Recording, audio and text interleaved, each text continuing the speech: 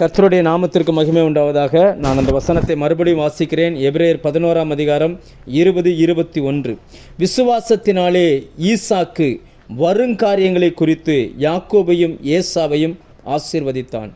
விசுவாசத்தினாலே யாக்கோபு தன் மரண காலத்தில் யோசேப்பினுடைய குமாரர் இருவரையும் ஆசீர்வதித்து தன் கோலின் முனையிலே சாய்ந்து தொழுது கொண்டான்.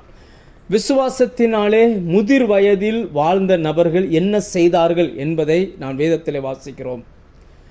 அதாவது பொதுவாக உலகத்தில் 2 விதமான மரணங்கள் இருக்கிறது. சிலரை நாம் பார்த்திருப்போம். வியாதி வர வர வர சரீர பலகீனம் அடைய அவர்களுடைய மரணத்தை குறித்த பயம் உண்டாகும். மரணத்தை குறித்து அவர்கள் ரொம்ப பயப்படுவாங்க, கதறுவாங்க, அழுவாங்க. அப்படி அவர்கள் கஷ்டப்படுவார்கள். இன்னும் ஒரு கூட்ட மக்கள் இருக்கிறார்கள். அவர்கள் எப்படிப்பட்டவர்கள் அப்படின்னாச்சுன்னா, அந்த மரணம் வரக்கூடிய அந்த சூழ்நிலைகளை அவர்களுக்கு அணுக கர்த்தருக்குள் இன்னும் பலப்படுவார்கள், இன்னும் தங்களை சுத்திகரித்து கொள்வார்கள். பிள்ளைகள் எல்லாம் வர சொல்லுவாங்க, எல்லாரையும் ப்ளஸ் பண்ணுவாங்க. ப்ளஸ் பண்ணிட்டு சிரித்த முகமாய் மறுமைக்குள் பிரவேசிப்பார்கள். இந்த 2 பேரில் தேவனால் அழைக்கப்பட்ட அபிஷேகம் பண்ணப்பட்ட மனிதர்கள் எப்படி வாழ்வார்கள் அப்படின்னு பார்த்தீங்கன்னா, அந்த 2வது மனிதர்களைப் போல வாழ்வார்கள்.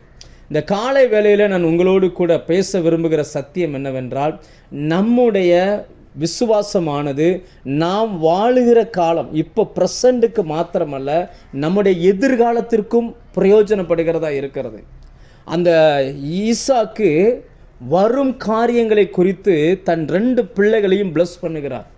எதிர்காலத்தை குறித்து ஆசீர்வதிக்கிறார். விசுவாசத்தினாலே நிகழ்காலத்தை மட்டுமல்ல, எதிர்காலத்தையும் சிறப்புள்ளதாய் மாற்ற முடியும் என்கிற ஒரு காரியத்தை நாம் இதிலிருந்து நாம் பார்க்கிறோம். இன்றைக்கு நாம் எப்படிப்பட்ட பெற்றோராய் இருக்கிறோம், இதில் இருந்து தான் நான் உங்களோடு கூட பேச விரும்புகிறேன்.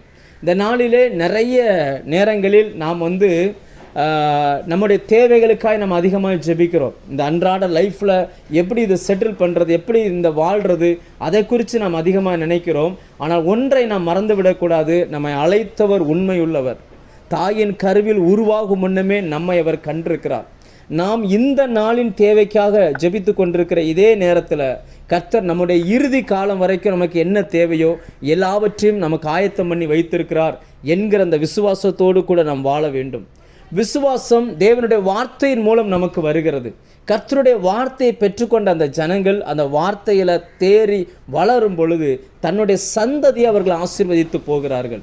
அவர்களுடைய ஆசீர்வாதத்தின்படி அவங்களுடைய சந்ததிகளும் வளர்ந்து பெறுகிறது. நீங்கள் நன்றாக யோசிச்சு பாருங்கள். அநேகருக்கு நல்ல ஆரம்பம் இருக்குது, நல்ல முடிவு இல்லை.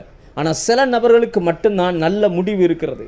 அதை ஆண்டவருடைய வார்த்தையும் கூட சொல்லுகிறது, நாம் துக்க வீட்டுக்கு போகிறது நல்லது. சிலருடைய முடிவு அதில் விளங்கும். நம்ம இந்த நாட்களில் நாம் கொஞ்சம் தேவ சமூகத்தில் நம்மை வைத்து இந்த காலை வேளையில் நம்மை நாமே கொஞ்சம் நிதானித்து பார்ப்போம்.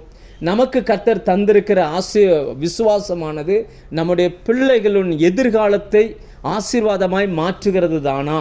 பிள்ளைகளுடைய எதிர்காலம் அப்படி ஆசீர்வதிக்கப்பட்டதாக இருக்குமா என்பதை இந்த காலை வேளையில் நாம் கொஞ்சம் யோசித்து பார்க்கலாம். இந்த ஈசாக்கு தன் பிள்ளையை ப்ளஸ் பண்ணினாலாம். ஆனால் ஈசாக்கினுடைய மகனானே யாக்கோபு தன் பிள்ளைகளை மாத்திரமல்ல, அதில் வசனம் சொல்லுகிறது, யோசேப்பினுடைய 2 பிள்ளைகளை ப்ளஸ் பண்ணினார். அதாவது பிள்ளைகளின் பிள்ளைகளையும் ப்ளஸ் பண்ணுகிறார். யோசிச்சு பாருங்க, ஒரு மனுஷனுடைய வாழ்க்கை ஒரு தலைமுறைக்கு தேவன் கொடுக்கிற ஒரு வார்த்தையானது அந்த மனுஷனுக்கும் ஆசீர்வாதத்தை கொண்டு வருது, அவன் தலைமுறைக்கும் கொண்டு வருது, தலைமுறைகளின் தலைமுறைக்கும் கொண்டு வருகிறது. அப்படிப்பட்ட ஒரு வார்த்தையை தான் நீங்களும் நானும் கேட்டுக்கொண்டு இருக்கிறோம். இந்த நாட்களிலே நாம் பிள்ளைகளுக்கு நடுவில் பிள்ளைகளுக்குள் கர்த்தருடைய விசுவாசத்தை எப்படி கடத்துவது என்பதை குறித்து நான் உங்களோடு பேச விரும்புகிறேன். இந்த 3 முற்பிதாக்களின் வாழ்க்கையில் எப்படி கர்த்தருடைய வார்த்தை தன் பிள்ளைகளுக்குள்ளே அவர்கள் கொடுத்தார்கள், அதை நாம் இன்றைக்கு வேதத்திலிருந்து நாம் தெரிந்து கொள்ள போகிறோம். இந்த நாளிலே நிறைய பெற்றோருடைய ஜெபம் என்னவா இருக்குன்னா, என் பிள்ளை ரட்சிக்கப்படணும், என் பிள்ளை கர்த்தரை அறிகிற அறிவில் வளரணும், கர்த்தருக்கு அடுத்த காரியங்களில் பிரியமாக இருக்கணும். இதுதான் நிறைய பேருடைய ஜெபமாக இருக்குது. நிறைய பேர் அநேகருடைய இருதயத்தில் ஏற்படுகிற பயமே என்னன்னா, என் பிள்ளை எப்படி, அதோடைய எதிர்காலம் எப்படி இருக்க போகுது, என் பேர பிள்ளைங்களுடைய எதிர்காலம் எப்படி இருக்க போகுது. நான் இயேசுவை ஏற்றுக்கொண்ட காலத்தில் இருந்ததை பார்க்கிலும் இப்பொழுது நிறைய சவால்களும் போராட்டங்களும் இருக்கிற காலகட்டத்தில் வாழ்கிறாங்களே, இவங்க எப்படி வாழ்வாங்க, எப்படி இருப்பாங்க அப்படின்னு சொல்லி யோசிக்கிறாங்க. ஒன்று புரிஞ்சுக்கோங்க, நம்மை அழைத்தவர் உண்மையுள்ளவர். அவர் முற்பிதாக்கள் மூலமாய் எப்படி அந்த விசுவாசம் பிள்ளைகளுக்குள் போனது என்பதை குறித்து நாம் சில காரியங்களை இன்றைக்கு சிந்திக்கலாம். கர்த்தர் நம்மோடு கூட இடைப்படுவாராக. முதலாவது, ஆபிரகாமின் இடம் இருந்த அந்த விசுவாசம் ஈசாக்குக்குள் டிராவல் ஆகிறது. எந்த இடத்துல அப்படின்னு பார்த்தீங்கன்னா, நீங்கள் ஆதியாகமம் 22ஆம் அதிகாரம் வந்தீங்கன்னா அங்கே ஈசாக்கினுடைய இளமை காலம் எழுதப்பட்டிருக்கிறது. அதாவது நமக்கு இப்படி விசுவாசத்தில் வளர்ந்து முதிர் வயதில் பிள்ளைகளை ஆசீர்வதிக்கிற இந்த அனுபவம் எடுத்த எடுப்பில் வந்துடாது. 75 வயசில் ரசிக்கப்பட்டு 80 வயசில் எப்படியெல்லாம் நம்ம பண்ண முடியாது.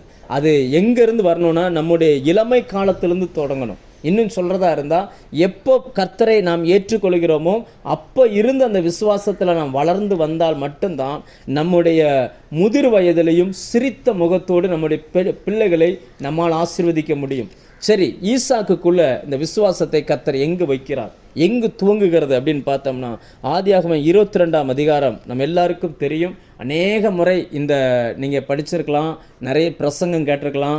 நானே 4-5 பிரசங்கத்துக்கு மேலே இந்த லைனில் இதிலிருந்து நான் பேசியிருக்கிறேன். ஆனால் கர்த்தர் இதை ஈசாக்கின் மூலம், ஈசாக்கின் வெர்ஷனில் இதை ஆண்டவர் காமிச்சார். ஈசாக்குக்குள்ளே எப்படி இந்த விசுவாசம் வர்த்திக்க பண்ணது, முதிர் வயதில் தன் பிள்ளைகளை எப்படி அவரால், அதாவது பிள்ளைகளின் எதிர்காலத்தை சொல்லி ஆசீர்வதிக்கிறார், அது எப்படி முடிந்தது என்பதை தான் நாம் இந்த நாளிலே நாம் பார்க்க போகிறோம். ஈசாக்கு முதிர் வயதில், அதாவது பலி செலுத்த ஆபிரகாம் ஈசாக்கை பலி செலுத்த போகும் பொழுது குழந்தை கிடையாது. நிறைய பேர் நினைக்கிறாங்க குழந்தைன்னு சொல்லி, குழந்தை கிடையாது, நல்ல ஒரு டீனேஜ் பையன். ஏன்னா எப்படின்னா, தனக்கான அந்த பலி விறகை, அந்த துண்டுகளை, மரத்துண்டுகளை அவர் தான் சுமந்து கொண்டு போனார். குழந்தையின் தோளில் மரத்துண்டுகளை வைக்க முடியாது, குழந்தைய நம்ம தான் தூக்கிட்டு போனோம். அப்போ இவர் தூக்கி கொண்டு போகிற அளவுக்கு ஒரு டீனேஜ் பையனாக இருந்திருக்கிறார். அது மாத்திரமல்ல, நல்ல பலிகளை குறித்த அறிவுள்ள ஒரு மனுஷன், நல்ல யோசனை. ஒரு கேள்வி கேட்குறார் பாருங்க, எல்லாமே இருக்குதே, பலி ஆடு எங்கே அப்படின்னு கேட்குறார். அங்குதான் முதலாய் கர்த்தருடைய வார்த்தையானது ஈசாக்குக்குள்ளே போய் விசுவாசத்தை தூண்டுகிற ஒரு இடம்.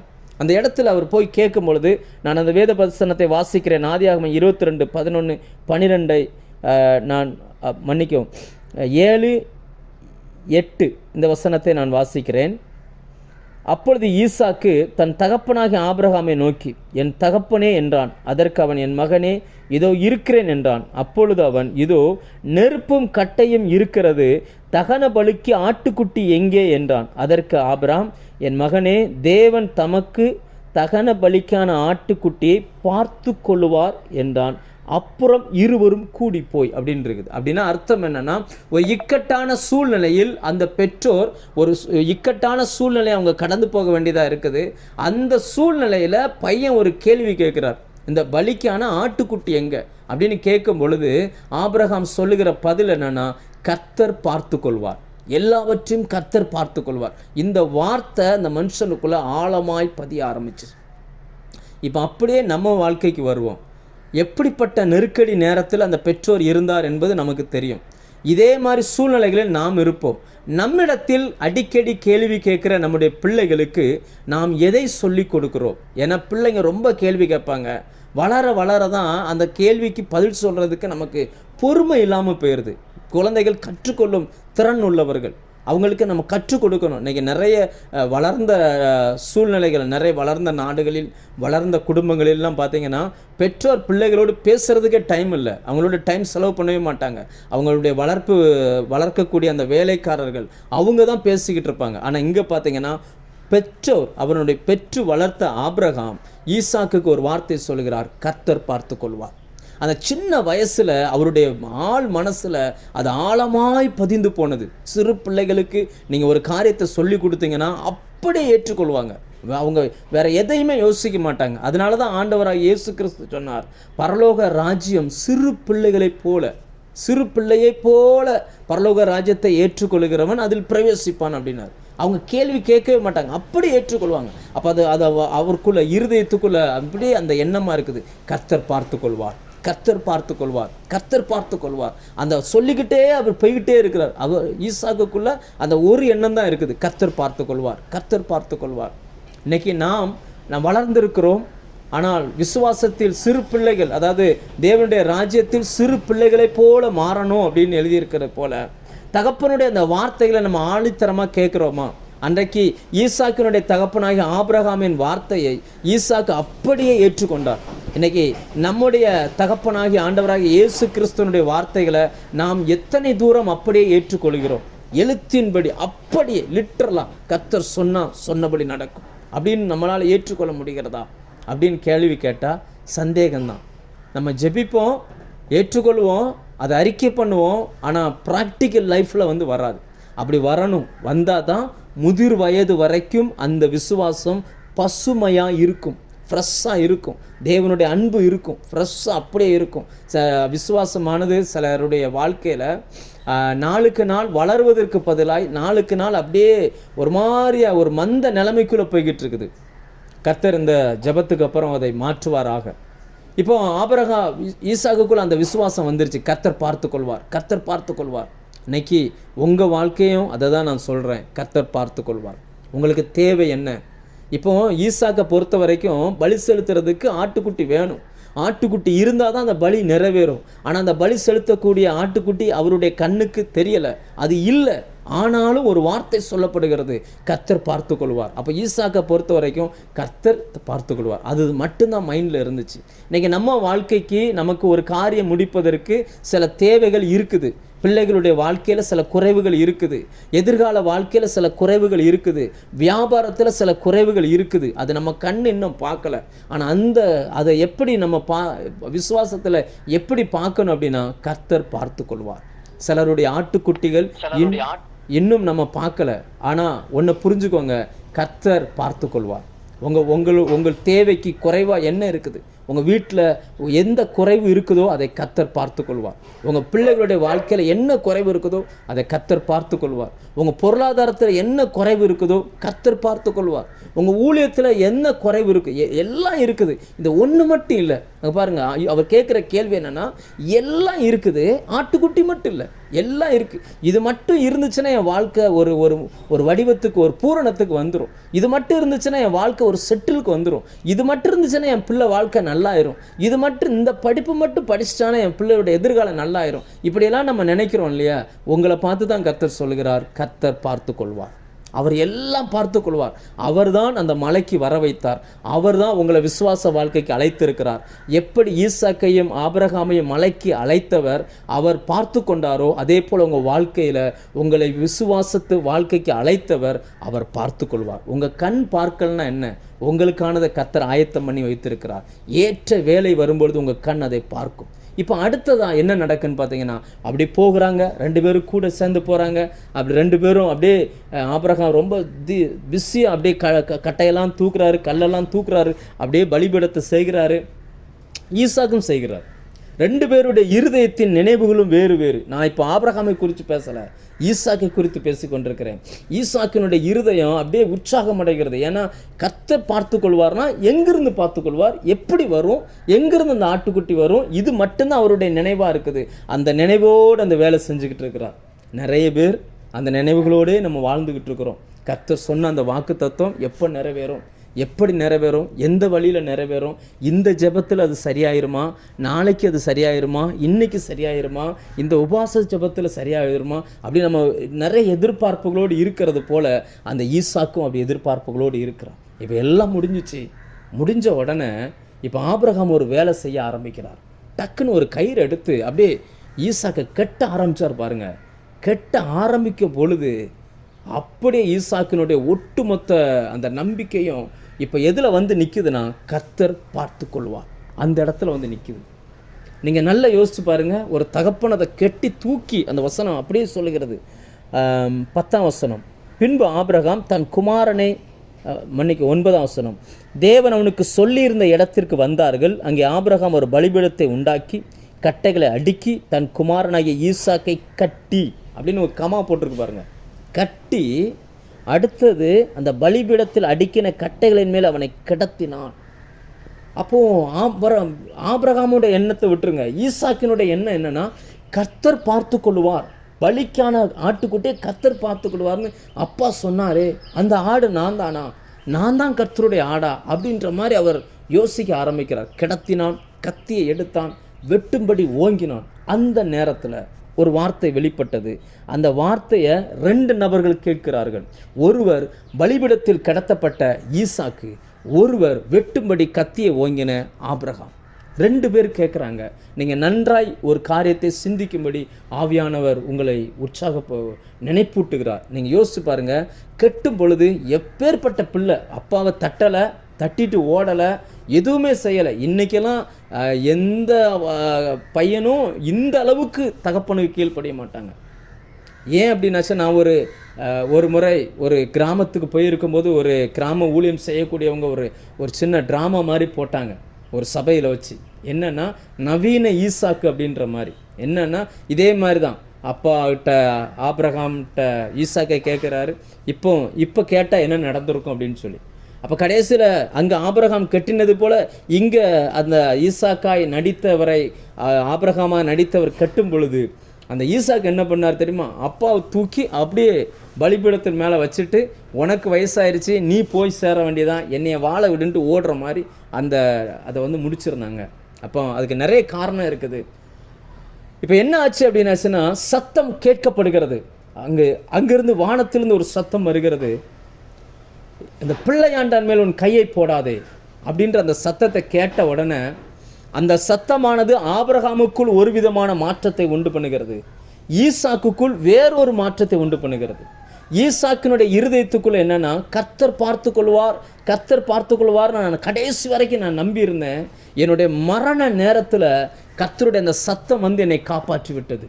அப்படின்னா அர்த்தம் என்னன்னா, கர்த்தருடைய வார்த்தையை கடைசி வரைக்கும் நீங்கள் நம்பிக்கிட்டு இருப்பீங்க அப்படின்னாச்சுன்னா, தேவனுடைய வார்த்தை உங்களை காப்பாற்றும். இந்த வார்த்தைக்கு ஜீவன் உண்டு, இந்த வார்த்தைக்கு பலன் உண்டு. சங்கீதம் 22 நீங்கள் எடுத்து வாசித்து பாருங்கள். அது எந்த சூழ்நிலையில் தாவீது எழுதினார் தெரியுமா? அப்படி அந்த ஒரு மலைக்கு இந்த பக்கத்தில் சவுலினுடைய படை, இந்த பக்கத்தில் தாவீது. அப்படி மலைக்கு இப்படி போகும் பொழுது சவுலினுடைய படை 2ஆ பிரிஞ்சு ஒருவர் பிடிக்கத்தக்கதாய் வளைந்து கொண்டார்கள் அந்த மாகோனில் வைத்து. அந்த நேரத்தில் அப்படியே அவ்வளோதான். தாவீது இப்போ காலின்ற அந்த சூழ்நிலையில் அதை எழுதின பாட்டு தான் சங்கீதம் 22. அதில் 26, 27 நினைக்கிறேன், என் நினைவு சரியாக இருந்தால் அதில் இப்படி ஒரு வசனம் வரும்: காண்டாமிருகத்தின் கொம்பில் இருந்து என் சத்தத்தை கேட்டார். நான் இதெல்லாம் யோசிக்கலை, ஆண்டவர் பேச சொல்லுகிறார். இந்த காண்டாமிருகம் குத்தி தூக்குனது போல சிலருடைய வாழ்க்கையில் சில சூழ்நிலை இருக்குது. ஆமாம், எப்படி ஈசாக்கு கர்த்தர் பார்த்து கொள்வார் என்கிற அந்த வார்த்தையை, கர்த்தரை குறித்து ஈசாக்குக்கு அது அவ்வளவு மட்டும்தான் தெரியும். அவருக்கு தெரிஞ்ச அந்த வார்த்தையை கடைசி வரைக்கும் நம்பிக்கொண்டிருந்தாரோ, அவருடைய மரண படுக்கைக்கு சமமாய் அந்த பலிபீடத்தில் கடத்தப்பட்ட அந்த நேரத்தில் கர்த்தர் விடுவித்தார் பாருங்க. அந்த வார்த்தை வந்த மாத்திரத்தில் ஈசாக்கு அப்படி அவுத்து விட்ட உடனே ஈசாக்கு இருதயம் நன்றியினால் நிறைந்திருக்கும். அந்த ஏரியாலே நிற்கல, சரசரசன் வந்துட்டார். அப்போ ஈசாக்குக்குள்ள முதலாவது ஏற்பட்ட அந்த எண்ணம் என்னன்னா, கர்த்தர் பார்த்து கொள்வார். அந்த வார்த்தை அவர் ஆழமாய் நம்ப ஆரம்பிக்கிறார். கொஞ்சம் யோசிங்க, உங்கள் பிள்ளைகளுக்கு நீங்கள் எப்படி சொல்லி கொடுக்குறீங்க? இந்த சம்பவத்தில் 2 காரியம் இருக்குது. ஒன்று என்னன்னா, ஈசாக்கு ஒரு காரியத்தை விளங்கி கொண்டார். எங்கள் அப்பா என்னை கட்டி இந்த பலிபீடத்தில் வச்சது என் மேலே அன்பு இல்லாமல் இல்லை, தேவனுடைய வார்த்தை வந்திருக்குது, அதுக்கு எங்கள் அப்பா கீழ்ப்படிஞ்சிருக்கிறாரு, அதனால தான் என்னை தூக்கி வச்சிருக்கிறாரு என்கிற காரியத்தை ஈசாக்கு அறிந்து கொண்டான். நான் இந்த காலை வேளையில் நான் உங்கள்கிட்ட கேட்குறேன், உங்கள் பிள்ளைங்க நீங்கள் வார்த்தைக்கு எவ்வளவு தூரம் கீழ்ப்படுகிறீங்கன்றதை பார்க்குதா? நான் ஒரு சபை நடத்தக்கூடிய ஒரு போதகன். அநேக முறை நான் நிறைய வாலிப பிள்ளைகள்கிட்ட ஒரு முறை ஒரு வாலிப கேம்ப் நடத்துறதுக்கு ஒரு 10 கேள்வி எழுதின ஒரு பேப்பரை கொடுத்தேன். நீங்கள் எழுதி கொடுங்கன்னு சொல்லி, வீட்டில் போய் எழுதி கொண்டுட்டு வாங்க அப்படின்னு சொல்லி. அதில் ஒரு கேள்வி என்னவென்றால், நீங்கள் இயேசுவை ஏற்றுக்கொள்வதற்கு தடை என்ன? அந்த கேள்வி 100 பேப்பரில் 95 பேப்பரில் என்ன எழுதியிருந்தாங்க அப்படின்னா, என் பெற்றோர் வீட்டில் ஒரு மாதிரி நடந்து கொள்ளுகிறார்கள், சபையில் ஒரு மாதிரி நடந்து கொள்ளுகிறார்கள் அப்படின்னு எழுதியிருந்தாங்க. வீட்டில் இவங்க பைபிள் படிக்க மாட்டாங்க, ஆனால் சபைக்கு வந்த உடனே பரிசுத்தவான் மாதிரி மாறிடுறாங்க. இந்த இரட்டை வாழ்க்கையை நான் பார்க்கறதுனால ஜீசஸ் உண்மையா இல்லையான்ற சந்தேகம் எனக்குள்ளே வந்துருச்சு, அதனால் என்னால் ஏற்றுக்கொள்ள முடியலை அப்படின்னு எழுதியிருந்தாங்க. இது 100% உண்மை. நீங்கள் ஒத்துக்கொண்டாலும் சரி, ஒத்துக்கொள்ளாமல் போனாலும் சரி, உங்கள் வீட்டில் இருக்கிற பிள்ளைகளை கொஞ்சம் கவனித்து பாருங்கள். கர்த்தருடைய வார்த்தைக்காக கத்தியை ஓங்கின ஆபிரகாமை ஈசாக்கு பார்க்கும்போது கொலகாரனாக பார்க்கல, கர்த்தருடைய வார்த்தைக்கு கீழ்ப்படுகிற மனுஷனாய் பார்த்தார். அந்த வார்த்தை வந்த மாத்திரத்தில் கத்தி அப்படியே தூக்கி எரிஞ்சிட்டு தன் பிள்ளையை அள்ளி அப்படி எடுத்து முத்தம் கொடுத்து அவுத்து விடும் பொழுது ஈசாக்குக்கு ஒரு விஷயம் புரிஞ்சிருச்சு. என் அப்பா பயப்படுகிற ஒரு காரியம் உண்டுன்னா அது கர்த்தருடைய வார்த்தைக்கு மட்டும்தான். நானும் எங்கள் அப்பாவை போலவே இருக்கணுன்ற அந்த தீர்மானத்தை அவன் எடுக்க ஆரம்பிக்கிறான். இன்றைக்கி நம்ம பிள்ளைங்க எப்படி இருக்கிறாங்க? நம்ம பிள்ளைகளுக்கு இயேசுவை காட்ட வேண்டிய இடத்துல நம்ம இருக்கிறோமா? சரியாக நடந்துக்கிறோமா? கோபப்படுகிற உறவுகள் மத்தியில் நாம் எப்படி நடந்து கொள்கிறோம்? நாம் என்ன செய்கிறோமோ அதை விதைத்ததை நாம் அறுப்போம். நம்ம என்ன பண்ணுறோமோ அதை நம்ம கட்டாயம் செய்ய வேண்டிய காலகட்டத்தில் நம்ம இருக்கிறோம். யோசிச்சு பாருங்கள், இன்றைக்கி நம்ம ஏன் நிறைய பிள்ளைகள் பெற்றோருடைய வார்த்தை கவனிக்கிறதில்ல, பெற்றோருக்கு கனம் கொடுக்கறதில்ல? என்ன காரணம்னா அவங்க வீட்டில் பார்க்குறாங்க, வீட்டுக்கு ஆலயத்துக்கு போனால் ஒரு மாதிரி நடந்துக்கிற பெற்றோர் உண்டு, வீட்டுக்கு வந்தால் வேறு மாதிரி நடந்துக்கிறாங்க. நமக்கு 1000 பிரச்சனைகள் உண்டு. நான் இல்லைன்னே நான் சொல்ல வரலை. விசுவாசத்தில் நீங்கள் வளருங்க. உபத்திரவ நேரத்தில் நீங்கள் வளர்ந்து பெருகுங்க.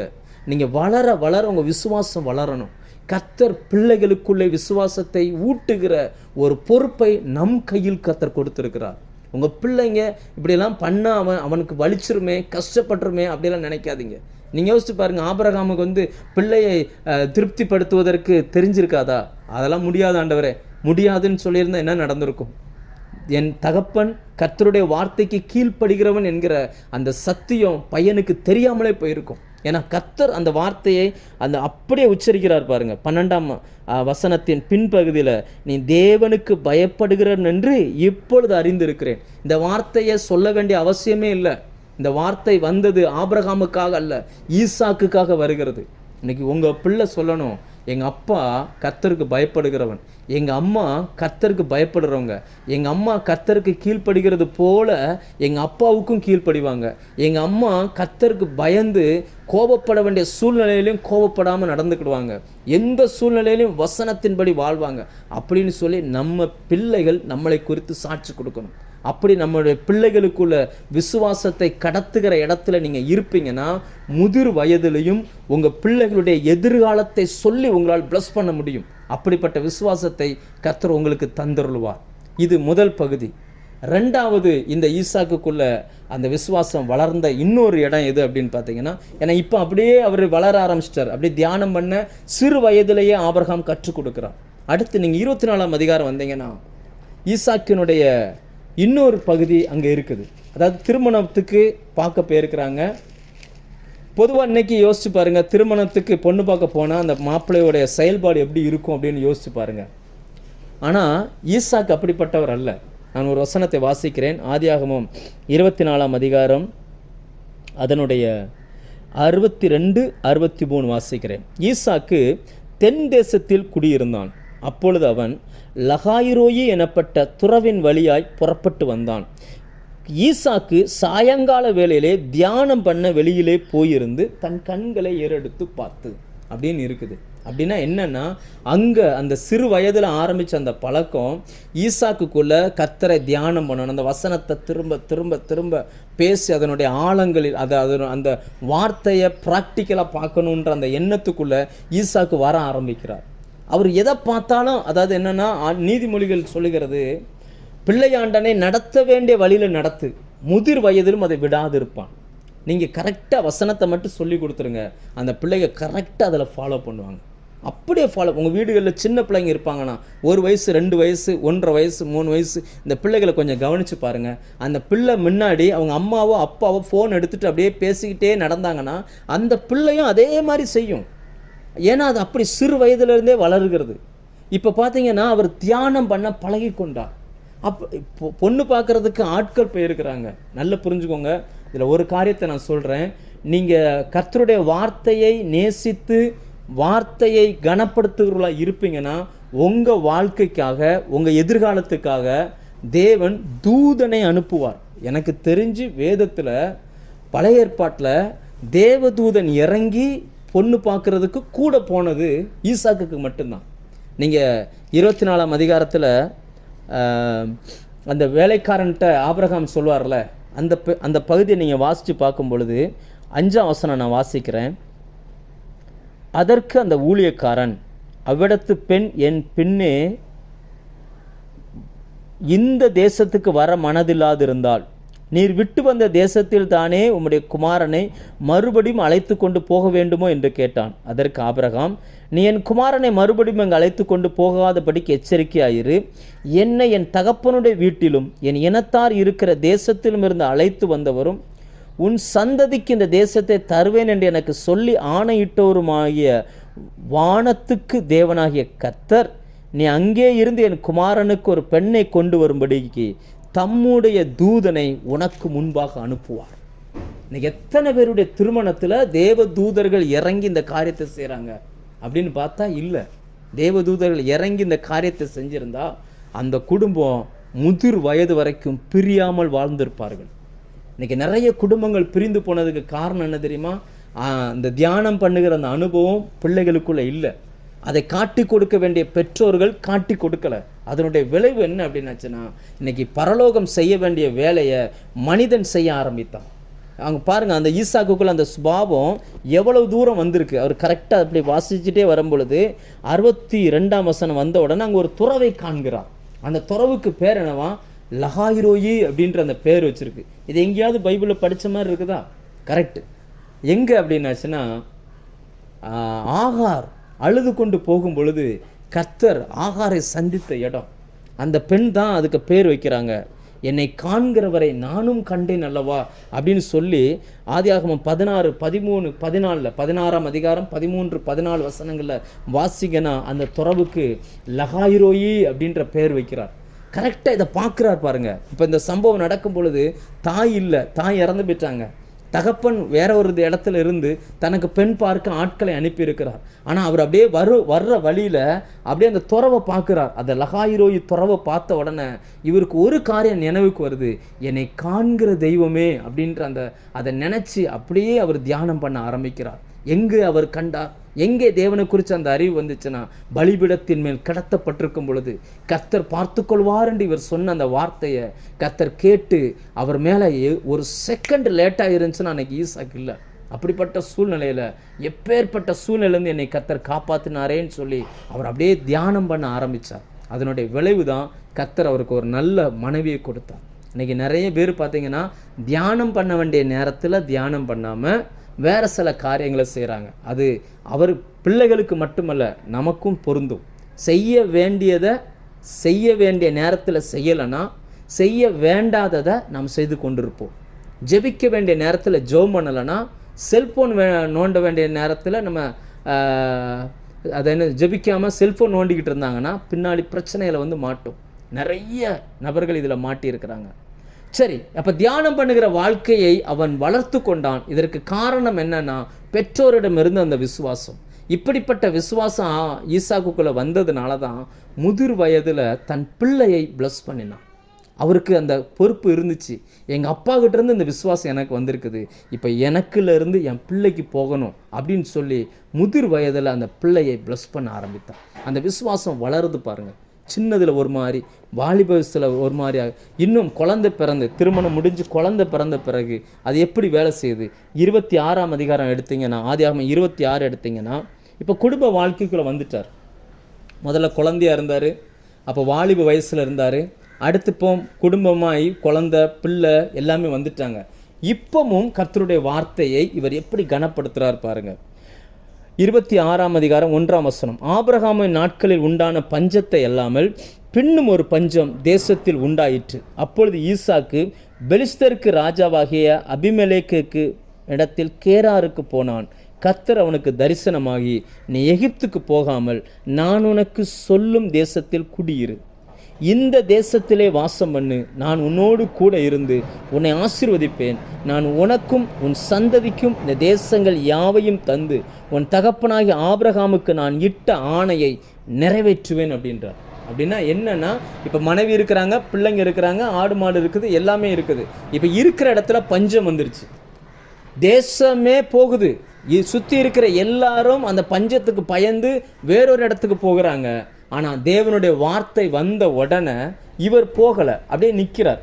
அப்போ மனைவி கேட்டிருப்பாங்களே, எல்லாரும் போகிறாங்க, நம்மளும் போவோம், ஆடு மாடு இருக்குது, இங்கே மாட்டுக்கான புல் இல்லை, தண்ணி இல்லை, எல்லாம் மிருக ஜீவன்கள் சாப்பிடாமல் கிடக்கும், நம்ம ஏன் இங்கே இருக்கணும்? அப்படிங்கும்போது ஈசாக்கினுடைய பதில் என்னென்னா, கர்த்தர் சொல்லியிருக்கிறார், இந்த தேசத்தில் குடியிருப்போம், இந்த தேசத்தில் குடியிருப்போம். இன்றைக்கி நிறைய நபர்கள் பார்த்தீங்கன்னு சொன்னால் சூழ்நிலையை காரணம் காட்டி கர்த்தருக்கு சித்தமில்லாத இடங்களுக்கு போகிறார்கள். ஆனால் கர்த்தர் சொன்ன இடத்துல இருந்தால் கர்த்தருடைய ஆசீர்வாதம் அந்த சிரசில் இறங்கும். கர்த்தர் உங்களை வச்சிருக்கிற வேலையில் வச்சிருக்கிறாரா, கர்த்தர் அந்த வேலையை சொல்லி உங்களை கூட்டிகிட்டு போயிருப்பார்னா அந்த வேலையிலே இருங்க. எவ்வளோ பிரச்சனை வந்தாலும் விலகாதீங்க. ஏனென்றால் தேவனுடைய வார்த்தையின்படி வாழ பழகுங்கள். இப்போ ஈசாக்குக்குள்ளே வேறு ஒரு பொறுப்பு வந்துருச்சு. என்னன்னா, எங்கள் அப்பா கிட்டேருந்து கர்த்தரை அறிகிற அறிவு எனக்கு வந்துருச்சு. இப்போ நான் என் பிள்ளைகளுக்கு அதை கற்றுக் கொடுக்கணும். அதனால் என்ன பண்ணுறாருனா, தேவன் சொன்ன அந்த வார்த்தையை அப்படியே கீழ்ப்படுகிறார். இன்னைக்கு எத்தனை பெற்றோர் இப்படி கீழ்ப்படுகிறாங்க? தனக்கு விருப்பம் இல்லை என்றாலும், எவ்வளவு நெருக்கடி வந்தாலும் கர்த்தர் சொன்ன வார்த்தையை அப்படியே கீழ்ப்படிய பழகணும். நிறைய நேரங்களில் கர்த்தருடைய வார்த்தைக்கு கீழ்ப்படிவது என்பது சுற்றி இருக்கிற ஜனங்கள் மத்தியில் நம்மை ஒரு பைத்தியக்காரனாய் காட்டிடும், நம்ம ஒரு அர்த்தமற்றவனாய் காட்டிடும். கொஞ்சம் கூட புத்தி இல்லையா அப்படின்லாம் கேட்பாங்க. கொஞ்சம் கூட யோசிக்க மாட்டியாடா, ஏன்டா இப்படி இருக்கிற அப்படியெல்லாம் கேட்பாங்க. ஆனால் ஒன்று புரிஞ்சுக்கோங்க, கர்த்தர் ஒரு வார்த்தை சொல்லிட்டார் அப்படின்னா அது வெளியில் தெரியாதுல்ல. உங்ககிட்ட பேசின வார்த்தை உங்கள் வீட்டில் இருக்கிற யாருக்குமே தெரியாது, உங்களுக்கு மட்டும்தான் தெரியும். அந்த வார்த்தை உங்களுக்குள் வேலை செய்யும். நீங்கள் அந்த வார்த்தைக்கு கீழ்ப்படுத்தீங்கன்னா உங்கள் வீட்டில் இருக்கிற எல்லாரும் அதை கண்டு கொள்கிற நாட்கள் வருகிறது. அந்த நாட்கள் வருகிறது. நீங்கள் பயப்படாதீங்க. ஆண்டவருடைய வார்த்தை 100% நிறைவேறும். எந்த அளவுக்கு அந்த வார்த்தைக்கு கீழ்ப்படிஞ்சார் அப்படின்னா, 12வது வசனம் சொல்லுகிறது, ஈசாக்கு அந்த தேசத்தில் விதை விதைத்தான், கர்த்தர் அவனை ஆசீர்வதித்ததினால் அந்த வருஷத்தில் 100 மடங்கு பலன் அடைந்தார். தேவன் சொல்லி விதைக்கிற இடத்துக்கு இப்போ வந்துட்டார். அந்த நாட்களில் வானத்து மழையை நம்பி தான் தேசமே இருக்குது. நீங்கள் இஸ்ரவேல் தேசத்தை போய் இன்றைக்கும் மேப்பில் போய் பாருங்கள், இல்லை கூகுளில் பாருங்கள், வானத்து மழையை தான் அதை நம்பி இருக்குது. பெரிய அளவில் ஆறுகள்லாம் கிடையாது. இல்லை அப்படின்னா வானத்துலேருந்து பனி வரணும். பைபிளில் பஞ்சம்னு வந்துட்டாலே வானத்தில் மழையும் இல்லை, வானத்துலேருந்து பனியும் இல்லைன்னு அர்த்தம். ஒரு செடி வளர்வதற்கு பனி இருந்தால் கூட போதும், வளர்ந்துடும். ஆனால் அதுவும் இல்லை. அப்படிப்பட்ட சூழ்நிலையில் கர்த்தர் சொல்லுகிறார், இந்த தேசத்தில் விதை, நான் உன்னை ஆசீர்வதிப்பேன்னு சொன்ன உடனே இப்போ அவர் விதைக்க ஆரம்பிக்கிறார். இதை வாசிக்கும் போது நீங்கள் அப்படி மேலோட்டம் வாசிடாமல் கொஞ்சம் யோசிச்சு பாருங்கள். இவர் விவசாயம் பண்ணக்கூடிய மனுஷனே கிடையாது. இவர் மேய்ப்பன், ஆடு மாடு மேய்க்கக்கூடிய தொழில் பண்ணக்கூடியவர். இப்போ இவருக்கு தெரியாத ஒரு தொழிலை கர்த்தர் கற்றுக் கொடுக்கிறார். தெரியாத ஒன்றை கற்றுக் கொடுக்கிறார். எந்த இடத்துலனா எல்லாருமே இது வேலை வேண்டான்னு போட்டுட்டு ஓடக்கூடிய இடத்துல ஒரு சொல்லிக் கொடுக்குறார். இது என் வார்த்தையின்படி இதை செய் அப்படின்றார். கொஞ்சம் யோசிச்சு பாருங்கள். நீங்கள் இன்றைக்கி நிறைய இடங்களில் விதைக்கிறீர்கள், வார்த்தை விதைக்கிறீர்கள், உங்களுடைய பணத்தை விதைக்கிறீர்கள், ஜெபத்தை விதைக்கிறீர்கள். எதெல்லாம் கொடுக்குறோமோ எல்லாமே விதை தான். எல்லாத்தையும் விதைக்கிறீங்க. கர்த்தர் சொல்லி விதைக்கிறீங்களா, இல்லை உங்கள் விருப்பத்தின்படி விதைக்கிறீங்களா? அதை விதைக்கிறத நல்லா புரிஞ்சுக்கோங்க. நல்ல நிலத்தில் விதைச்சா அதற்கான பலன் நிச்சயமாய் உண்டு. 30, 60, 100 பலன் கொடுக்கும். நீங்கள் விதைச்சிக்கிட்டே இருக்கிறீங்க, அந்த நிலத்திலேருந்து பலனே வரல அப்படின்னாச்சுன்னா அது நல்ல நிலம் கிடையாது. கர்த்தருடைய வார்த்தையின்படி விதைச்சா நிச்சயமாய் பலன் உண்டு. அதை நீங்கள் மறந்துடவே கூடாது. கர்த்தருடைய வார்த்தையின்படி விதைங்க. 2 வருஷம் இருக்கும்னு நினைக்கிறேன் நான் இந்த ப்ரேயர் லைனில் நான் பிரசங்கிக்க ஆரம்பிக்கும் பொழுது. அதுக்கு முன்னாடி வரைக்கும் தனி மனுஷனாக இருந்தேன். அப்போ இப்படி ஒரு வாய்ப்பை வரும் பொழுது இது வேற ஒரு தகப்பனாருக்கு அவருக்கு கொடுக்கப்பட்ட அந்த வாய்ப்பு. ஆனால் அவர் என்ன நினச்சாருன்னு தெரியல. நான் இந்த வாரம் போய் அவரை சந்தித்தேன். அப்போ சந்திக்கும் போது நான் அவர்கிட்ட இந்த விஷயத்தை நான் சொன்னேன். அவர் அப்படியே அழுதுட்டார். அதாவது சோகத்திலேயோ துக்கத்திலேயோ இல்லை, ஆனந்த கண்ணீர். அப்படியே அழுதுட்டு, இது இல்லை, இன்னும் பெரிய உயரங்களுக்கு கர்த்தர் கொண்டுட்டு போவார் அப்படின்னார். நான் இந்த லைனுக்கு வரும் பொழுது எனக்கு ஒரு கேள்வி இருந்துச்சு. ஏன்னா நான் சபை நடத்தக்கூடிய ஊழியக்காரன். என் முன்னாடி உட்கார்ந்து இருக்கிற ஜனங்களுக்கு நான் பிரசங்கித்தாலே 2 பேர் விளையாடுவான், 2 பேர் தூங்குவான், சரியாக கவனிக்க மாட்டான், இப்படி பல விஷயங்கள் இருக்கும். ஆனால் இங்கே நான் பிரசங்கிக்கும் பொழுது ஏத்தால ஆள் கேட்குறாங்களா கேட்கலையா இருக்காங்களா எதுவுமே தெரியாது. சில நேரங்களில் ஆண்டவரே இதெல்லாம் சரியாக இருக்குமா அப்படி நான் நிறைய யோசிக்கும் பொழுது, அதற்காக காத்திருந்து ஜெபிக்கும் பொழுது ஆண்டவர் சில வாக்கு தத்தங்களை கொடுத்தார். அது என்ன அப்படின்னாச்சுன்னா, இதை கர்த்தரை நம்பி நன்மை செய் அப்படின்னார். வார்த்தையை அறிவிப்பது வந்து ஒரு நன்மை. கர்த்தரை நம்பி நன்மை செய் அப்படின்னார். அப்போ அந்த வார்த்தையின்படி நான் விதைக்க ஆரம்பித்தேன். அந்த வார்த்தைகளை விதைக்க ஆரம்பித்தேன். ஏன்னா வேதம் தெளிவாய் சொல்லுகிறது. புதிய ஏற்பாட்டின் பிரமாணம் என்ன தெரியுமா? ஒரு மனுஷன் கர்த்தருடைய வார்த்தையை விதைச்சிட்டான் அப்படின்னா ஞான நன்மையை விதைக்கிறான்னு அர்த்தம். அந்த ஞான நன்மையை விதைக்கிறவன், அந்த சுவிசேஷத்தை விதைக்கிறவனுக்கு சுவிசேஷத்தினால தான் பிழைப்பு கர்த்தர் வச்சிருக்கிறார். அப்போ இதை நான் விதைச்சேன்னா இதற்கான ஒரு ரிசல்ட்டை வந்து நான் பார்க்கணும்.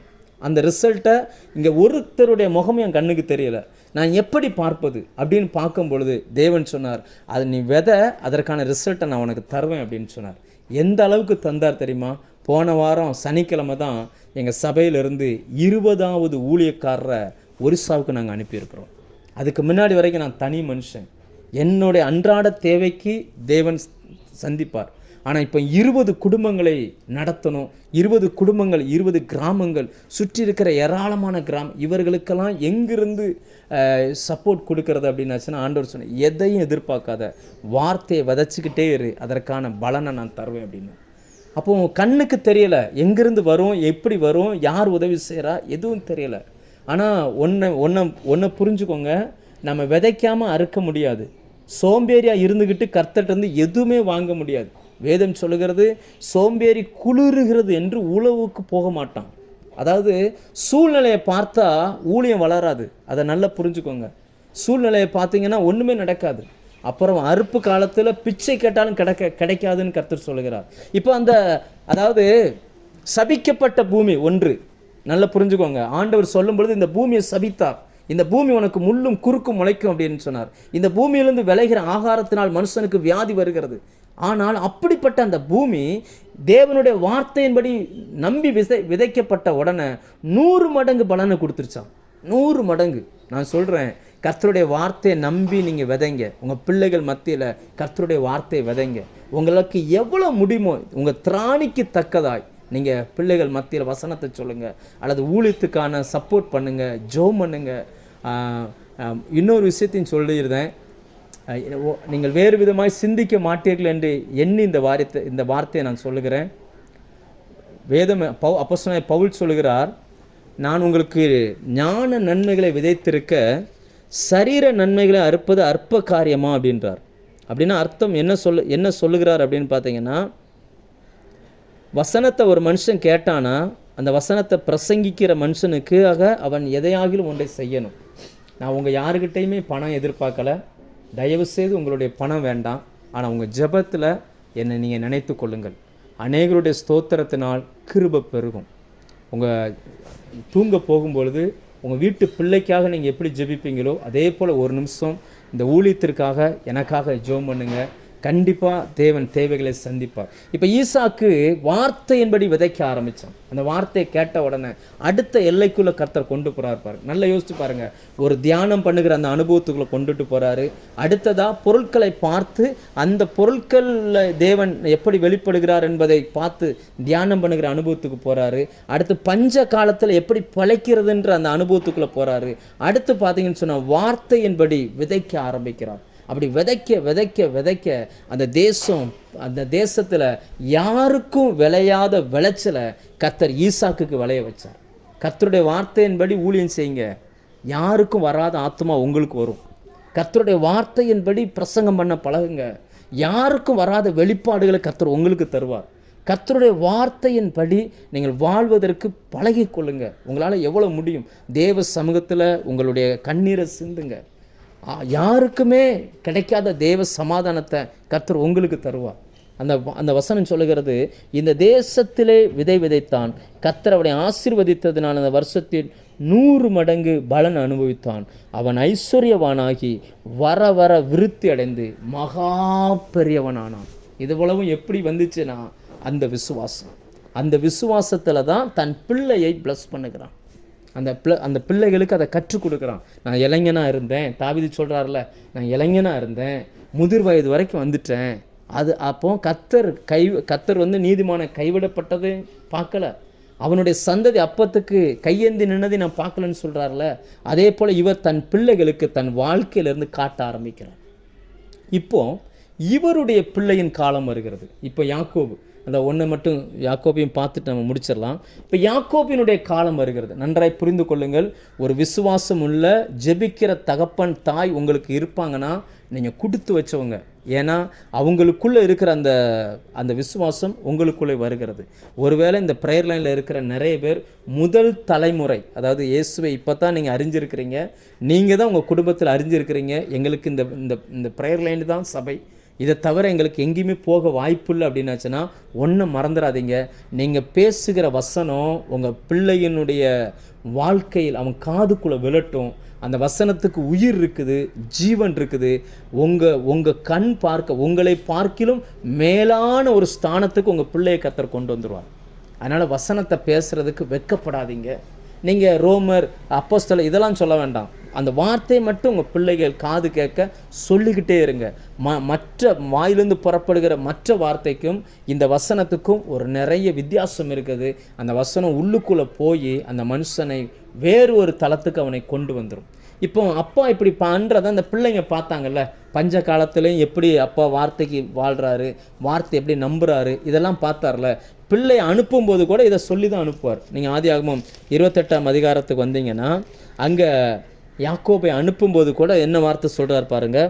இப்போ 3ஆம் 4ஆம் வசனத்தில், சர்வ வல்லமையுள்ள தேவன் உன்னை ஆசீர்வதித்து நீ பல ஜனக்கூட்டமாகும்படி உன்னை பழுகவும் பெருகவும் பண்ணி தேவன் ஆபிரகாமுக்கு கொடுத்ததும் நீ பரதேசியாய் தங்கிறதுமான தேசத்தை நீ சுதந்தரித்து கொள்ளும்படி ஆபிரகாமுக்கு அருளின ஆசீர்வாதத்தை உனக்கும் உன் சந்ததிக்கும் அருள்வாராக என்று சொல்லி. பெரிய கோடீஸ்வரன், ஆனால் பிள்ளைக்கு கொடுக்குற ஆசீர்வாதம் என்னன்னா கர்த்தருடைய வார்த்தையை தான் கொடுக்குறார். ஆபிரகாமுக்கு சொல்லியிருந்த அந்த வார்த்தை, எனக்கு சொல்லியிருந்த அந்த வார்த்தை, இந்த வார்த்தை உன் காலத்தில் நிறைவேறட்டும் அப்படி சொல்லி அந்த பையனை ப்ளஸ் பண்ணுகிறார். இன்றைக்கி நிறைய பெற்றோர் பிள்ளைகளுக்கு சொத்துக்களை சேர்த்து வைக்கிறாங்க. தப்பு கிடையாது. ஏன்னா வீடும் ஆஸ்தியும் பிதாக்கள் வைக்கிற சுதந்திரம், நான் தவறுன்னு சொல்லலை. ஆனால் ஒன்றை புரிந்து கொள்ளுங்க, கர்த்தர் வரும்பொழுது அந்த சொத்தெல்லாம் கீழே தான் நிற்கும். இந்த மனுஷன் பிள்ளை பரலோகத்துக்கு போகணுன்னா சொத்தை சேர்த்து வச்ச கற்றுக் கொடுக்காதீங்க, ஆத்துமாக்களை சம்பாதிக்க கற்றுக் கொடுங்க. வார்த்தையை தேவனிடத்துலேருந்து கிளைம் பண்ணி வாங்கக்கூடிய விசுவாசத்தை கற்றுக் கொடுங்க. உங்கள் பிள்ளைகளுக்கு நீங்கள் அதை சொல்லி கொடுங்க. அதாவது ஏதாவது ஒரு தேவைன்னு வந்துச்சுன்னா நீங்கள் முழங்கால் போட்டு ஜெபிச்சு வாங்குகிற பழக்கம் உங்களுக்கு இருந்துச்சுன்னா உங்கள் பிள்ளைகளுக்கும் அந்த பழக்கம் வந்துடும். நான் உங்களுக்கு சாட்சியாக சொல்கிறேன். என் பொண்ணு நர்சிங் படிக்கிறதுக்கு போகும் பொழுது எனக்கு அது கற்பனைக்கு எட்டாத ஒரு உயரம். என்னால் அதை இப்போ கூட என்னால் ஜீரணிக்கவே முடியாது. எப்படி இது சாத்தியமாகும்? அப்போ என் பொண்ணு, என் மக என்ன சொன்னாங்க அப்படின்னாச்சுன்னா, நீங்கள் மட்டும் முழங்கால் போட்டு ஜெபம் பண்ணால் கர்த்தர் தரார்ல, நானும் முழங்கால் போட்டு ஜெபம் பண்ணுறேன் அப்படின்னாங்க. நான் உபவாசம் இருந்து ஜெபம் பண்ணுறேன் அப்படின்னாங்க. அப்படியே அவங்க உபவாசம் இருந்தாங்க. அதனால தானே என்னவோ தெரில, தேவன் சில தேவ பிள்ளைகளுடைய இருதயத்தில் பேசி அந்த ஃபீஸ் கட்டக்கூடிய அந்த பணத்தை கொடுக்க ஆரம்பித்தார். பிள்ளைகளுக்கு அப்படி கற்றுக் கொடுங்க. என் தேவைக்கு நான் ஜெபம் பண்ணுறேன், கர்த்தர் எனக்கு தர்றாரு, உன் தேவைக்கு நீ ஜெபம் பண்ணு அப்படின்னு சொல்லி ஜெபம் பண்ணி கேட்டு வாங்க பழகிக்கொள்ளுங்க. வெறும் பணத்தை மட்டும் இல்லை, விசுவாசத்தை, அவன் எடுக்கக்கூடிய டிசிஸ், என்ன முடிவு எடுக்கணும் அப்படி அந்த விஷயத்தில் எல்லாமே நம்ம பிள்ளைகளுக்கு நம்ம கற்றுக் கொடுக்கணும். இப்போ இவர்கிட்ட இருந்து பார்க்குற, இப்போ பாருங்கள், இவர் அனுப்பி விடும் பொழுது கைக்கு எதையுமே கொடுத்து விடலை. பாருங்கள், எதையுமே கொடுத்து விடலை, வார்த்தையை மட்டும்தான் கொடுத்து விடுகிறார். ஏன்னா ஈசாக்குக்கு தெரியும், நான் சொல்லுகிற இந்த வார்த்தையானது என் பிள்ளைய கோடீஸ்வரனா மாற்றிடும் அப்படின்னு தெரியும். அது அவன் தேவையான எல்லாமே கொடுத்துருன்னு சொல்லி ஈசாக்குக்கு நல்லா தெரியும். அதனால தான் அதை சொல்லி அனுப்புகிறார். வீட்டில் எவ்வளவோ சொத்துக்கள் இருக்குது, எவ்வளவோ வேலைக்காரர்கள் இருக்கிறாங்க. இவருக்கு பொண்ணு பார்க்க இவங்க அப்பா 10 ஒட்டகத்தை அனுப்பினார். ஆனால் தன் பையனை அனுப்பும் பொழுது அந்த ஒட்டகத்தை நம்பலை, வேலைக்காரனை நம்பலை, எதையுமே நம்பலை, வார்த்தையை நம்புகிறார். வசனத்தை மட்டும் சொல்லி அனுப்பி விடுறார், போ அப்படின்றார். அப்போ போகிற வழியில் இப்பொழுது கர்த்தர் அந்த மனுஷனை சந்திக்க ஆரம்பிக்கிறார். இன்றைக்கி அந்த இடத்துல தான் நீங்களும் நானும் இருக்கிறோம். சந்திக்கிற இடத்துல அவர் பேசுகிற அந்த வார்த்தைகளை கவனிங்க. அதே ஆதியாகமம் 28ஆம் அதிகாரம் 11லிருந்து 15 வரைக்கும் வாசித்தால் அங்கே ஒரு இடத்திலே வந்து சூரியன் அஸ்தமித்தபடியினால் அங்கே ராத்தங்கி அவிடத்து கற்களில் ஒன்றை எடுத்து தன் தலையின் கீழ் வைத்து அங்கே நித்திரை செய்யும்படி படுத்து கொண்டான். அங்கே அவன் ஒரு சொப்பனம் கண்டான். இதோ ஒரு ஏணி பூமியில் வைக்கப்பட்டிருந்தது, அதன் நுனி வானத்தை எட்டி இருந்தது. தேவதூதர் ஏறுகிறவர்களும் இறங்குகிறவர்களுமாய் இருந்தார்கள். அதற்கு மேலாக கர்த்தர் நின்று, நான் உன் தகப்பனாகிய ஆபிரகாமின் தேவனும் ஈசாக்கின் தேவனுமாகிய கர்த்தர், நீ படுத்திருக்கிற பூமியை உனக்கும் உன் சந்ததிக்கும் தருவேன். நல்லா கவனிச்சுக்கோங்க. அப்பா என்ன வார்த்தை சொல்லி அனுப்பினாரோ அதே வார்த்தையை கர்த்தர் சொல்லுகிறார். அப்படின்னா அர்த்தம் என்னன்னா, உங்கள் பிள்ளைக்கு நீங்கள் எதை சொல்லி விடுறீங்களோ அதே ஆசீர்வாதம் கர்த்தர் தருவார். அடுத்து சொல்கிறாரு, முதல்ல படுத்திருக்கிற பூமியை தருவேன், உன் சந்ததி பூமியின் தூளை போல் இருக்கும். இன்னும் அவருக்கு திருமணமே ஆகலை. அவர் சொல்கிறார், சந்ததி பூமியின் தூளை போல் இருக்கும். மேற்கையும் கிழக்கையும் வடக்கையும் தெற்கையும் பரம்புவாய். உனக்குள்ளும் உன் சந்ததிக்குள்ளும் பூமியின் வம்சங்களெல்லாம் ஆசீர்வதிக்கப்படும். நான் உன்னோடு இருந்து நீ போகிற இடங்களெல்லாம் உன்னை காத்து இந்த தேசத்துக்கு உன்னை திரும்பி வர பண்ணுவேன் என்று உனக்கு சொன்னதை செய்யும் அளவு உன்னை கைவிடுவதில்லை. எவ்வளோ பெரிய பிளஸ்ஸிங், எவ்வளோ பெரிய வாக்குத்தத்தத்தை சொல்கிறார் பாருங்க. ஆனால் அந்த யாக்கோபுடைய ஜெபம் எப்படி? 20ஆம் வசனம் வாசிக்கிறேன் பாருங்க. இந்த இடத்துல தான் நம்ம நிற்கிறோம். யாக்கோபுடைய ஜெபம் எப்படின்னா, அப்பொழுது யாக்கோபு, தேவன் என்னோடு இருந்து நான் போகிற இந்த வழியில் என்னை காப்பாற்றி உண்ண ஆகாரமும் உடுக்க வஸ்திரமும் அப்படின்றார். அப்படின்னு அர்த்தம் என்ன? ஆண்டவர் சொல்லுகிறார், முழு பூமி உனக்கு தர்றேன்டா அப்படின்றார். ஆனால் இவர் என்ன கேட்குறாருன்னா, சாப்பிட்றதுக்கு சோறு கொடுங்க, போட்டுக்கிட்ட ட்ரெஸ் கொடுங்க. இப்போ நம்ம நிறைய பேருடைய ஜெபம் எப்படி இருக்குது? என் பிள்ளைக்கு வேலை கொடுங்க, எனக்கு ஒரு வீடு கொடுங்க, என் பிள்ளைக்கு ப்ரமோஷன் கொடுங்க, எனக்கு அதை கொடுங்க, என் பிள்ளைக்கு என் கணவனுக்கு அதாவது தேவன் வாக்கு பண்ணியிருப்பது முழு பூமியையும் தர்றேன் அப்படின்றார். நான் சொல்கிற அந்த அர்த்தம் உங்களுக்கு புரிகிறதா? தேவன் என்ன ஸ்டாண்டர்டில் பேசுகிறார், அவர் எதெல்லாம் தர்றேன்னு சொல்கிறார், அவர் ஏற்கனவே எல்லாமே தர்றேன்றார். ஆனால் யாக்கோபு என்ன கேட்குறாருனா, எனக்கு சாப்பாடு கொடுங்க, எனக்கு ட்ரெஸ்ஸை கொடுங்க. இயேசு இதை தெளிவாய் புதிய ஏற்பாட்டில் சொல்லும் பொழுது, அதாவது உண்ண உணவும் உடுக்க வஸ்திரமும் அல்ல முக்கியம், முதலாவது தேவனுடைய ராஜ்யத்தையும் அவருடைய நீதியும் தேடுங்கள் அப்படின்னார். அப்பொழுது இவைகளெல்லாம் உங்களுக்கு கூட கொடுக்கப்படும். நீங்கள் கொஞ்சம் யோசிச்சு பாருங்கள். இன்றைக்கி அந்த குழந்தைத்தனமாக இருந்த யாக்கோபை போல தான் நாம் இன்றைக்கி இருக்கிறோம். ஆரம்பம் இப்படி இருக்கிறது தப்பு இல்லை, ஆரம்பம் இப்படி இருக்கிறது தப்பு இல்லை. தற்காலிக தேவைக்காக தான் நான் கர்த்தர்கிட்ட வந்திருக்கிறேன், எனக்கு அதை தவிர ஒன்றுமே தெரியாதுன்னா பிரச்சனை இல்லை. நான் சொல்ல விரும்புகிறது என்னென்னா, முதிர் வயதிலும் விசுவாசத்தோடு பிள்ளைகளை ப்ளஸ் பண்ணணும்னா உங்கள் விசுவாசத்தினுடைய எல்லைகள் பெருகணும், கண்டிப்பாக கூடணும். இன்னமும் நான் வயசு 30 வருஷம் 40 வருஷம் 50 வருஷம் கர்த்தரோடு நடந்தாச்சு, ஆனாலும் இன்னும் சாப்பாட்டுக்கும் ட்ரெஸ்ஸுக்குமே நம்ம ஜோம் பண்ணிக்கிட்டு இருப்போம்னா தேவனை நாம் சரியாய் புரிந்து கொள்ளவில்லை என்பது தான் அர்த்தம். தேவனுடைய திட்டத்தோடு, தேவன் உங்களை நம்பி வச்சிருக்கிற அந்த திட்டத்தில் நாம் இணையலை அப்படின்னு தான் அதுக்கான அர்த்தம். தன் தகப்பனிடத்திலிருந்து அந்த விசுவாசத்தை பெற்ற மனுஷன் இப்பொழுது பார்க்கிறார், அவன் குழந்தையாக இருந்த, அதாவது இன்னும் அந்த பழக்கம், இப்போ தான் ஃபஸ்ட் டைம் அந்த பிள்ளை கர்த்தர் சந்திக்க ஆரம்பித்திருக்கிறார். ஒன்றை புரிந்து கொள்ளுங்கள், ராத்திரி தூக்கத்தில் கர்த்தர் அந்த மனுஷனை சந்தித்தார். இன்னைக்கு வார்த்தை உங்களுக்கு வருது அப்படின்னா அந்த வார்த்தையில் கர்த்தர் உங்களை சந்திக்கிறார்னு அர்த்தம். நீங்கள் கேட்கறது வெறும் பிரசங்கம் மட்டுமல்ல, கர்த்தர் உங்களை சந்திக்கிறார். ஒவ்வொரு முறையும் நீங்கள் கர்த்தருடைய வார்த்தை, அது வீடுகளில் கேட்டாலும் சரி, சபையில் கேட்டாலும் சரி, எந்த மனிதன், எந்த தேவ மனிதன் பேசி நீங்கள் ஒரு வார்த்தையை கேட்டாலும் அது வெறும் பிரசங்கம் அல்ல, கர்த்தர் உங்களை சந்திக்கிறார். அவருடைய அந்த சந்திப்பை நீங்கள் புரிந்து கொள்ள வேண்டும். இவரை அனுப்பி விட்டுட்டு அம்மாவும் அப்பாவும் வீட்டில் இருக்கிறாங்க. நான் விசுவாசிக்கிறேன் அவர் தாயும் தகப்பனும் ஜெபித்திருப்பார்கள். என் பிள்ளை வார்த்தையை மட்டும் எடுத்துகிட்டு போகிறான், அவனை பார்த்துக்கோங்க ஆண்டவரே, அவனோடு பேசுங்க ஆண்டவரே, அவனுக்கு புரிந்து கொள்ளும்படி, அவனுக்கு புரிகிற பாஷையில் அவனுக்கு என்ன சொன்னால் தெரியுமோ அப்படி பேசுங்க ஆண்டவரேன்னு சொல்லி நிச்சயமாக அவர்கள் ஜெபித்திருப்பார்கள். ஏன்னா 2 பிள்ளைகள், அதை பெற்றோர்கள் 2 பேருமே தேவனிடத்தில் ஜெபிக்கிற அனுபவம் உள்ளவர்கள். அந்த இரவு அவர் ஜெபிக்கல பாருங்க, ஜெபிக்கிற அனுபவமே இல்லை, அவர் நல்லா தூங்குறார். கர்த்தர் வந்து நின்று அவரோடு பேச ஆரம்பித்தார். நான் சொல்கிறேன், உங்களை சந்தித்த ஆண்டவர் உங்கள் பிள்ளைகளையும் சந்திப்பாருங்க, பயப்படாதீங்க. உங்களை சந்திச்சிருக்கார்ல, உங்களை சந்தித்த ஆண்டவர் உங்கள் பிள்ளைகளையும் சந்திப்பார். தீமோத்தேயை குறித்து பவுல் சொல்கிறார், இந்த விசுவாசம் உனக்குள்ளே இருக்கிற அந்த கண்ணீரோடு ஜெபிக்கிற அந்த விசுவாசம் முந்தி உன் பாட்டிக்கிட்ட இருந்துச்சு, அடுத்து உன் தாய்கிட்ட இருந்துச்சு, இப்பொழுது உங்ககிட்ட இருந்துச்சு அப்படின்றார். தீமோத்தேயோட பாட்டி இவர் பார்த்தாரோ பார்க்கலே தெரில, ஆனால் வார்த்தையின்படி அப்படி சொல்லுகிறார். நான் சொல்கிறேன், உங்ககிட்ட இருக்கிற அந்த விசுவாசம் உங்கள் பிள்ளைகளுக்குள் டிரான்ஸ்ஃபர் ஆகும். 100% அது கடந்து போகும். நீங்கள் பயப்படாதீங்க. உங்களை சந்திப்பதற்கு ஒரு சந்தர்ப்பம் இருந்துச்சுல, எப்படி ஆபிரகாம் பலி செலுத்த போகும்போது கர்த்தர் பார்த்து கொள்வார் என்ற அந்த வார்த்தையை சொல்லி தேவன் அவர் சந்திக்கிற அந்த இடத்துக்கு கொண்டுட்டு போனார். வானத்திலிருந்து துணித்த அந்த சத்தத்தை எந்த சூழ்நிலையில் கேட்டார். அவர் அந்த சூழ்நிலையை கேட்டது போல அவருடைய பையனுக்கும் அந்த சூழ்நிலையில் கர்த்தர் வெளிப்படுத்த போதுமானவராக இருக்கிறார். ஒன்றை புரிந்து கொள்ளுங்க, நம்ம மேலே கர்த்தர் வச்சிருக்கிற திட்டம் என்பது நம்ம தலைமுறையோடு போகிறது இல்லை, நமக்கு பின்வருகிற தலைமுறைக்கும் அது போக வேண்டியது இருக்குது.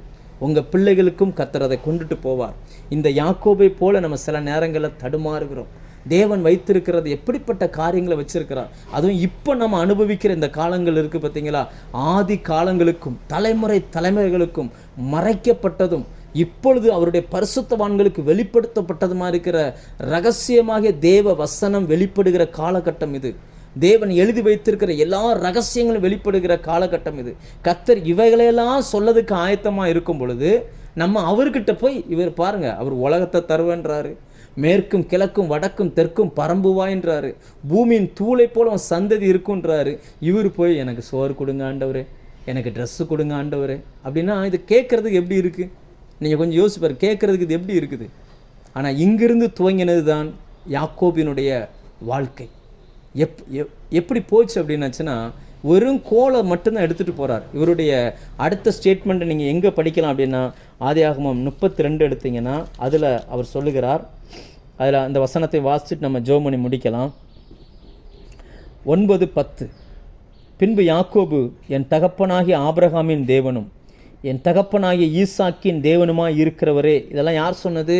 முதல்ல அப்பா சொன்னார், அடுத்து கர்த்தர் சொன்னார். அதே வார்த்தையை சொல்கிறார் பாருங்க. உன் தேசத்துக்கும் உன் இனத்தாரிடத்திற்கும் திரும்பி போ, உனக்கு நன்மை செய்வேன் என்று என்னுடனே சொல்லி இருக்கிற கர்த்தாவே. எப்படி வார்த்தை இப்போ பேச ஆரம்பிச்சாரா? முதல்ல சோறுக்கு ட்ரெஸ்ஸுக்கு ஜெபம் பண்ணவர், இப்போ பாருங்க வார்த்தைக்காக எப்படி ஜெபிக்கிறாருன்னு. அடுத்து சொல்றார், அடியேனுக்கு தேவரீர் காண்பித்த எல்லா தயவுக்கும் எல்லா சத்தியத்திற்கும் நான் எவ்வளவேனும் பாத்திரன் அல்ல. நான் கோலும் கையுமாய் இந்த யோர்தானை கடந்து போனேன், இப்பொழுது இவ்விரண்டு பரிவாரங்களும் உடையவன் ஆனேன் அப்படின்றார். கர்த்தர் யாக்கோபு மேலே வச்சிருந்த அந்த அழைப்பிற்கு தெரிந்து கொள்ளுதல் தேவ திட்டம். அந்த திட்டம் உங்கள் மேலே இருந்துச்சுன்னா வெறும் கோலை எடுத்துகிட்டு போனாலும் போதும், 2 பரிவாரமாய் பெருக பண்ண கர்த்தர் போதுமானவராக இருக்கிறார்.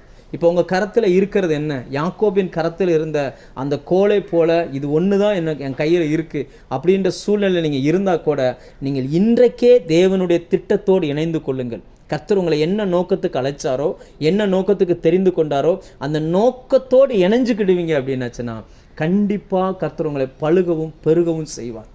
தேவனுடைய நோக்கத்தில் நிறைய இருக்குது. இவர் போய் என்ன ஜெபிக்கிறாரு? எனக்கு சாப்பாடு கொடுங்கன்றார். தேவ திட்டத்துக்குள்ளே வந்தால் சாப்பிட முடியாத அளவுக்கு கர்த்தர் சாப்பாடு வச்சுருப்பார்.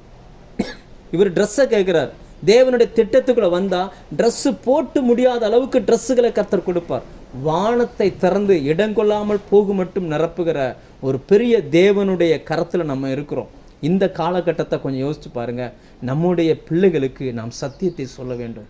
அப்படிப்பட்ட காலகட்டத்தில் இருக்கிறோம். ஆரம்பம் என்னவோ யாக்கோபை போல நீங்கள் அன்றாட தேவைக்காக இருக்கலாம். ஆனால் யாக்கோபினுடைய அந்த முடிவு, அவர் வளர்ந்த பிறகு என்ன சொல்கிறார்? நீர் எனக்கு வைத்த தயவு, நீர் எனக்கு கற்றுக் கொடுத்த சத்தியம், இவைகளில் தான் நான் பெருகி இருக்கிறேன்றதை அவர் அறிக்கை பண்ண ஆரம்பிக்கிறார். இதுக்கு பின்னாடி போனீங்க அப்படின்னாச்சுன்னா ஈசாக்காவது தன் பிள்ளைகளை மட்டும் ப்ளஸ் பண்ணினார். இவர் 48ஆம் அதிகாரத்துக்கு நீங்கள் அங்கே போங்க. அங்கே போனீங்கன்னா இவர் பிள்ளைகளின் பிள்ளையையும் அவர் ப்ளஸ் பண்ணுகிறார். அதுவும் எப்படி ப்ளஸ் பண்ணுறாருன்னா, மூத்தவனை 2வது வச்சு இளையவனை முன்னாடி வைக்கிறார். இது சிலுவைக்கு அடையாளமாக இருக்கிறது. யோசேப்பு இயேசு கிறிஸ்துவுக்கு அடையாளமானவர். யோசேப்பு தன்னுடைய 2 பிள்ளைகளும், எகிப்தில் பிறந்த 2 பிள்ளைகளையும் கொண்டுட்டு போய் தன் தகப்பனிடத்தில் நிப்பாட்டினது போல சிலுவையில் சிந்தின இரத்தத்தினால் 2 திறத்தாரையும் கொண்டுட்டு போய் பிதாவாகிய தேவனுக்கு முன்னாடி நிப்பாட்டுகிறார். ஒருவர் முந்தின ஜெனரேஷன் ஆகிய இஸ்ரவேலர்கள், இன்னொருவர் பிந்தின ஜெனரேஷன் ஆகிய புறஜாதி மக்கள், நீங்களும் நானும். ஆனால் அந்த பிதாவுக்கு அடையாளமாய் அன்றைக்கு இருந்த யாக்கோபு என்ன செய்தார்னா, மனமறிய 14ஆம் வசனம், இஸ்ரவேல் மனமறிய தன் வலது கையை நீட்டி இளைவனாகிய எப்ராஹிமுடைய சிரசின் மேலே வைத்தார். இன்றைக்கி பரலோகத்தின் முதல் ஆசீர்வாதம் யாருக்கு இருக்குன்னா, இளையவர்களாகிய நமக்கு தான் இருக்கின்ற இந்த வெளிப்பாடை யாக்கோபு பெற்றுக்கொண்டார். இன்னும் 49ஆம் அதிகாரத்துக்கு போனீங்கன்னா இயேசுவை குறித்து, சிலுவையில் அவர் என்னெல்லாம் செய்வார்ன்ற குறித்த வெளிப்பாடை அவர் பெற்றுக்கொண்டார். அப்போ இதிலிருந்து நம்ம என்ன கற்றுக்கொள்கிறோம் என்றால், விசுவாசமானது இள வயதில் தொடங்குது, அல்லது நாம் அவரை அறிகிற அறிவிலிருந்து தொடங்குறது. அந்த விசுவாசமானது நாளாக நாளாக நாளாக வளர்ந்து வளர்ந்து வளர்ந்து முதிர் வயது வரும் பொழுது அது நம்முடைய சந்ததியை ஆசீர்வதிக்கிற அளவுக்கு, எதிர்காலத்தை ஆசீர்வதிக்கிற அளவுக்கு பெறுகிறது. ஆசீர்வதித்தது மட்டுமல்ல, யாக்கோபை குறித்து சொல்லுகிறது, அவன் கோலின் நுனியில் சாய்ந்து தொழுது கொண்டான். மரிக்கிற நேரத்தில் கூட கர்த்தரை ஆராதனை பண்ணிட்டு மரித்திருக்கிறார். எவ்வளோ பெரிய சாட்சி பாருங்க. நம்ம வாழ்க்கை இப்படி இருக்குமா? நம்முடைய இறுதி காலம் இப்படி இருக்குமா? நிகழ்காலத்துக்காக நீங்கள் இன்னைக்கு ஜெபிக்கிறீங்க. அன்றைக்கு யாக்கோபு ஜெபிச்சது போல நீங்கள் சில தேவைகளுக்காக ஜெபிக்கலாம். ஒன்றை மறந்துடாதீங்க, கர்த்தர் உங்களுக்கு தருவதற்கு உலகத்தையே வச்சிருக்கிறார். தன்னுடைய சொந்த குமாரன் என்றும் பாராமல் அவரையே கொடுத்தவர். அவரோடு கூட மற்ற எல்லாவற்றையும் உங்களுக்கு அருளாதிருப்பது எப்படி? நாம் விசுவாசத்தில் வளருவோம், நம்முடைய சந்ததியை காத்துக்கொள்வோம். எதிர்காலத்துக்கு கிறிஸ்துவுக்கென்று நம்முடைய பிள்ளைகளை அடுத்த ஜெனரேஷனுக்கு வளர்ப்பக்கூடிய ஒரு பெரிய பொறுப்பை கர்த்தர் கொடுத்திருக்கிறார். நாம் அப்படிப்பட்ட அந்த பொறுப்பில் நிலைச்சிருப்போம். கர்த்தர் நம்மை ஆசீர்வதிப்பார்.